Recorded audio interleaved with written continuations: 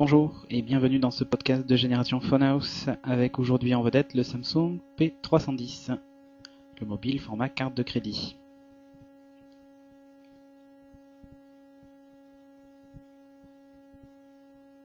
Donc il est livré dans son étui noir de très bonne qualité qui sert de batterie secondaire, qu'on va pouvoir le voir un peu plus tard. Il est très bien fini.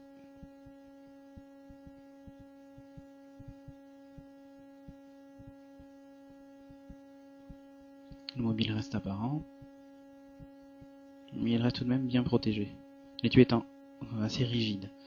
Donc là on voit qu'il reste même, qu'il y a un petit orifice en fait qui permet d'utiliser l'appareil photo même avec l'étui. Donc voici le P310.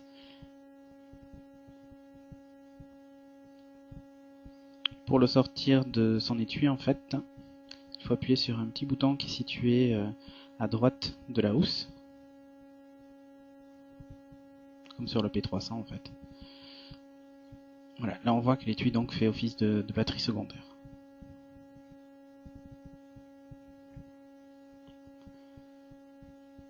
En ce qui concerne le mobile, donc l'appareil photo fait 2 mégapixels.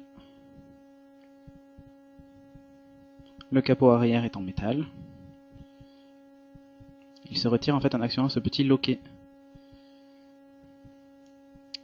Sous le capot, on retrouve donc la batterie.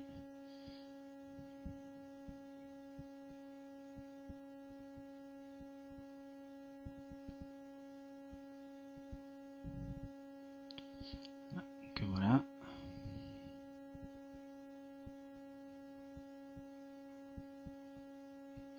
Un emplacement micro SD. Là une 512.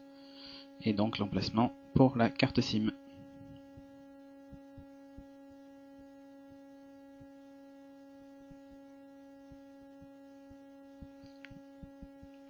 Une fois refermé, avec le loquet, le capot batterie en fait ne bouge plus. C'est quand même de très bonne qualité.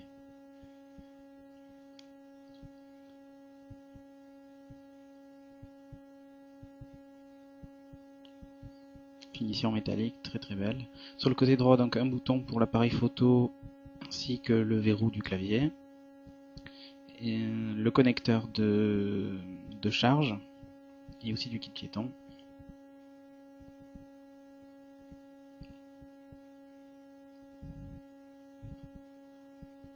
Sur le côté gauche, donc le volume plus et moins.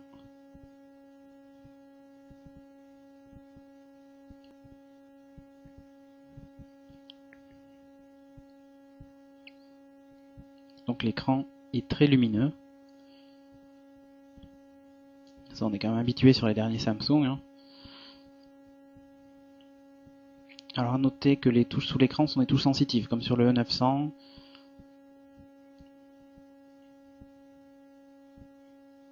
Alors à noter aussi la disposition des touches qui est un peu particulière. Le 0, l'étoile, le dièse ne sont pas sous les chiffres traditionnels qui vont de 1 à 9, mais sur la droite en fait. Une petite habitude à prendre, mais bon, ça fait rien du tout. Donc clavier bloqué. Pour le débloquer, on appuie sur la touche verrou, puis sur étoile. Au niveau du menu, donc on retrouve les menus classiques des dernières séries Samsung, comme le 900 et le W830, donc journal d'appel, répertoire, application. On a le navigateur, la messagerie, la gestion de fichiers, le calendrier, l'appareil photo et les réglages. On va s'attarder un peu plus sur le menu application. Donc le lecteur audio, un lecteur MP3, mémo vocal, éditeur d'images, les applications Java, fuseau horaire, alarme, calculatrice, convertisseur minuteur, chronomètre. Donc évidemment ce téléphone est Java, donc vous pouvez rajouter des jeux ou des applications de votre choix. Au niveau de la messagerie, donc créer un nouveau message, donc SMS, MMS et email, puisque ce téléphone donc gère aussi les emails.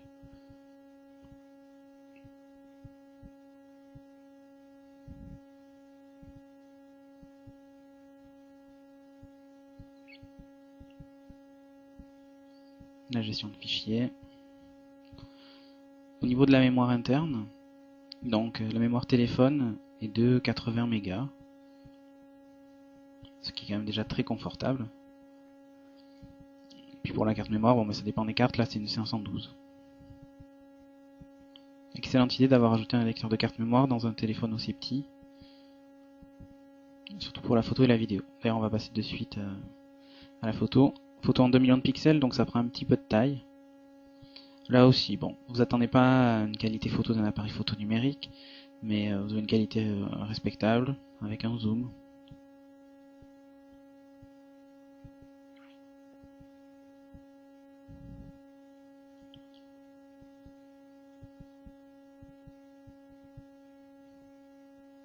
Voilà, prise de photo.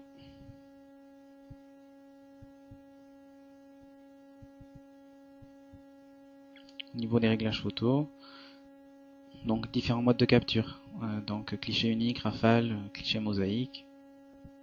C'est du classique chez Samsung. Donc différents effets, cadre, flash, oui il y a un petit flash qui est présent. Enfin c'est une petite torche surtout, hein, plus qu'un flash. Au niveau des réglages photo, donc vous pouvez régler la taille, la qualité, super fin, ainsi de suite. Moi ce qui m'a particulièrement surpris en fait sur ce modèle là, bon déjà d'une part le rendu à l'écran est très très bon, les photos que vous prenez, mais c'est surtout en fait la partie vidéo. Donc là je vais vous montrer. Voilà. Donc je vais tourner une petite vidéo de quelques secondes. C'est en train d'enregistrer. Donc en termes de vidéo, c'est du 352 par 288 en MPEG 4. Donc QSIF, hein, résolution QSIF. De très bonne qualité. Vous allez voir, une lecture en plein écran, c'est très très fluide. Et ça pixelise pas du tout. Ce mobile est en Bluetooth, vous pouvez vous le transférer sur votre ordinateur, les mettre sur un blog ou les partager par email. Ils sont enlevés avec QuickTime tout simplement. Donc très bonne qualité vidéo. Mais je dirais là aussi on était habitué un peu sur les derniers Samsung.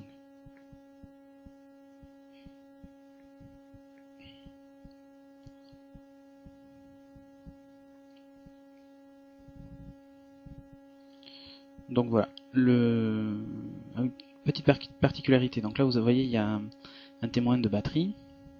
Attendez, le focus va se faire. Voilà, un témoin de batterie. Lorsque je le mets dans la housse, dans le petit étui, vous allez voir qu'en fait il y en a un second qui apparaît, qui indique en fait le niveau de charge de la housse. C'est assez étonnant de dire ça. Donc touche sensitive, faut s'y faire un petit peu, mais à l'usage je pense que ça peut être très pratique. Surtout c'est parfaitement intégré au design du mobile. Il est très très beau, très petit, mais on va faire un petit comparatif de taille justement avec une carte, format carte de crédit. Vous allez voir.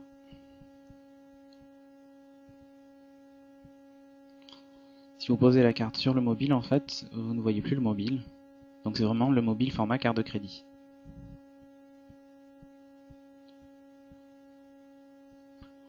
Moi je le recommande ce mobile pour les professionnels qui veulent pas s'embêter avec un mobile assez lourd.